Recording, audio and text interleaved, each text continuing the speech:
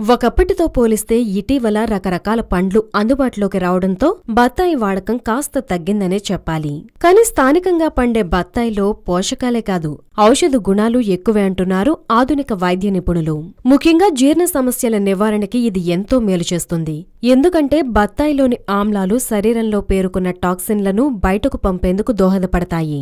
మలబద్ధకంతో బాధపడేవారికి బత్తాయి రసంలో చిటికెడు ఉప్పు వేసి ఇస్తే ఫలితముంటుంది. అలాగే ఇందులోని పొటాషియం మూత్రపిండాలు, మూత్రాశయంలో వచ్చే ఇన్ఫెక్షన్లు తగ్గడానికి దోహదపడుతుంది. తరచూ ఫ్లూ, వైరస్లతో బాధపడే వాళ్లకి ఈ రసం బాగా పనిచేస్తుంది. వీటిలో సమృద్ధిగా ఉండే ఫ్లేవనాయిడ్లు అల్సర్లని నివారిస్తాయి. ఆస్టియో ఆర్థైటిస్, రొమటాయిడ్ ఆర్థైటిస్ తో బాధపడే వాళ్లకి ఈ పండ్ల రసం తాగితే నొప్పులు, పుండ్లు తగ్గుముఖం పడతాయి.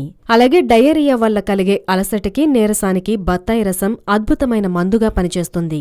గర్భిణుల్లో శిశువు పెరుగుదలకు బత్తాయి రసంలో పోషకాలన్నీ దోహదపడతాయి. ఇది రక్త వృద్ధికి, వీర్య వృద్ధికి కూడా తోడ్పడుతుంది. నరాల మీద ఒత్తిడిని తగ్గిస్తుంది. అలాగే బత్తాయి రసంలో అల్లం, జీలకర్ర పొడి వేసుకుని తాగితే ఆస్తమా కారణంగా దగ్గుతో బాధపడే వాళ్లకి ఉపశమనంగా ఉంటుంది.